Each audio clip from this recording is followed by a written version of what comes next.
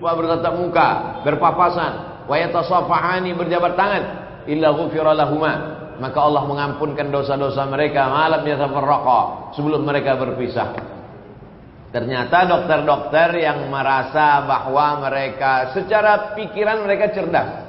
Dokter-dokter ini menghabiskan sekian puluh semester untuk menyelesaikan dokter umum, kemudian dia menjadi dokter spesialis dengan mata kuliah yang luar biasa, dengan prakteknya. Tapi dokter-dokter ini merasa tawadhu, rendah hati. Ini bukan domain saya.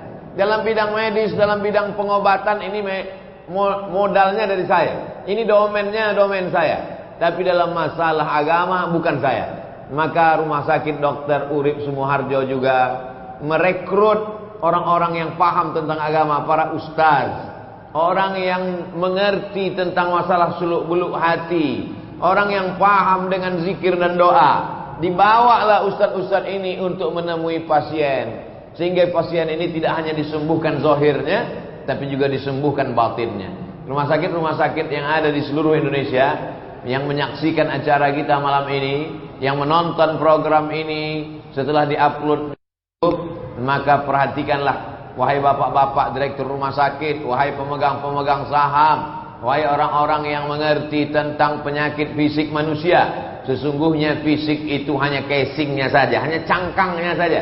Ada yang lebih besar daripada fisik, yaitu roh. Fisik yang akan mati sebagai santapan cacing tanah, tapi roh yang hidup, yang akan bangkit, yang akan bertanggung jawab di hadapan Allah. Gara-gara roh itulah manusia ini menjadi dihormati dan dimuliakan. Bapak-bapak dokter yang hanya menyehatkan fisik dari ujung kaki sampai ujung rambut, dari mulai spesialis tulang sampai spesialis kulit, maka sesungguhnya ada yang tidak dapat disentuh mereka, yaitu hati pasien itu. Maka mereka merasa rendah di hadapan Allah. Mereka merekrut para ustadz, para guru agama yang dibawakan kepada pasien, mengajarkan mereka tentang tawakal. Tapi tawakal itu bukan berarti berserah diri. Mengajarkan bahwa ini adalah suratan takdir, ketetapan. Innallaha katabal maqadir. Dalam kitab Sahih Muslim, Allah sudah menuliskan takdir qabla an yakhluqas samawati wal ard 50,000 sanah, 50.000 tahun sebelum Allah menciptakan langit dan bumi. Allah sudah menciptakan takdir. Wahai pasien yang sedang sakit, apa yang kau terima ini bukan karena salahmu, yang kau terima ini bukan karena dosamu. Maka jangan kau down, maka jangan drop, maka jangan sampai kau lemah. Bangkitkan semangatmu. Justru ini adalah Allah ingin mengangkat derajatmu. Maka bangkit semangatnya. Kalau sudah bangkit semangatnya, obatnya pun menjadi berfungsi. Apakah karena obat itu orang menjadi sehat, atau karena semangatnya yang bangkit itu obat menjadi bekerja? Sampai hari ini menjadi penelitian banyak orang. Ala bidzikrillah tatmainnul qulub. Apakah karena obat itu hatinya menjadi tenang, atau karena setelah berzikir hatinya menjadi tenang lalu obat itu menjadi bekerja? Maka kata Allah dalam Al-Quran, ala bidzikrillah, dengan banyak berzikir mengingat Allah, tatmainnul qulub, maka hati menjadi tenang. Ala fil jasadi mudghah, ketahuilah dalam jasad itu ada segumpal. Kita salahal jasadu kulluh. Kalau yang segumpal itu baik, maka dari ujung rambut sampai ujung kaki ikut menjadi baik. Wa idza fasadat, kalau yang segumpal itu rusak, maka dari ujung kaki sampai ujung rambut ikut menjadi rusak. Ala wahiyal qalb, itu adalah hati. Dalam hati bersemayam iman, dalam hati bersemayam ketenangan. Hati itu seperti cawan, tempatnya air. Air itu adalah ketenangannya. Bagaimana ketenangan itu mau turun kalau cawannya bocor? Bagaimana air zam-zam itu mau diminum kalau cawannya kotor? Bersihkan dulu cawannya. Setelah dia bersih, barulah Allah turunkan ketenangan. Wallazi anzala sakinata, Allah yang menurunkan ketenangan fi qulubil mu'minin, ke dalam hati orang yang beriman. Maka pasien-pasien yang secara fisik mereka lemah, tapi sesungguhnya ketika batin mereka kuat, maka sesungguhnya itu adalah kekuatan yang luar biasa. Makanya dalam lagu kebangsaan Indonesia Raya dinyatakan, bangunlah jiwanya, bangunlah badannya. Jiwanya dulu. Dan orang barat selalu mengatakan SOS, save our soul, selamatkan jiwa kami. Dia tidak mengatakan save our body, selamatkan badan kami. Tidak, karena badan ini hanya menumpang hidup saja. Bagaimana kita melihat kerang, bagaimana kita melihat bekicot, bagaimana kita melihat keong. Ketika isinya sudah kosong, maka dia akan lapuk dan mati. Tapi kalau isinya itu masih hidup, maka dia tidak akan lapuk, dia tidak akan mati. Tapi kalau isinya itu sudah rapuh, sudah habis, sudah mati, maka kulit itu pun akan ikut dengan apa yang ada di dalam. Itulah yang dihidupkan dengan zikir, itulah yang dihidupkan dengan connecting yang tak pernah putus dalam pergeseran planet dan matahari.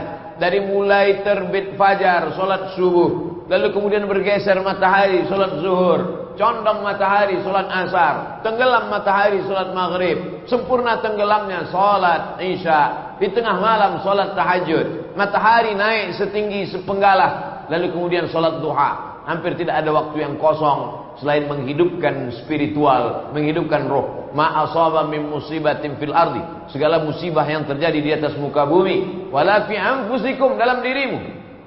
Yang terjadi di atas muka bumi, gunung meletus, tsunami, gempa bumi, wala fi anfusikum, yang terjadi pada dirimu, sakit, kebakaran, tulang patah, kanker, illa fi kitabin, semuanya sudah tertulis di Lauhul Mahfuz, min qabli an nabra'aha, sebelum kami menciptakannya nyata di atas muka bumi ini, maka sesungguhnya itu sudah dalam program perencanaan Allah Subhanahu wa taala. Kematian itu merupakan bagian dari rencana Allah. Keberanian tidak memperlambat kematian, ketakutan tidak pula mempercepat kematian. Keberanian tidak membuat orang cepat mati, ketakutan tidak membuat orang lambat mati. Tapi kita sebagai kelompok ahlu sunnah wal jamaah yang berpegang kepada sunnah, mesti ada ikhtiar. Jadi yang dilakukan pasien pergi ke rumah sakit, konsultasi ke dokter, ikut resep dokter, makan obat, itu adalah bagian dari ikhtiar. Kelompok yang berikhtiar itu disebut dengan kelompok ahlu sunnah wal jamaah. Lawan dari ahlu sunnah adalah ahlul bid'ah. Kelompok bid'ah tidak mau berusaha. Kelompok ini namanya Jabariyah. Jabariyah diambil dari 3 huruf, jin, bara, jabar. Jabar artinya terpaksa. Kelompok Jabariyah, kelompok yang mengatakan hidupnya ini terpaksa oleh takdir. Maka kata dia, saya ikut takdir saja. Maka kata dia, saya tidak perlu berusaha. Saya ini hidup sama seperti wayang yang dimainkan oleh dalang, seperti pokok kayu yang dihembus angin. Maka saya tak ada kuasa sama sekali.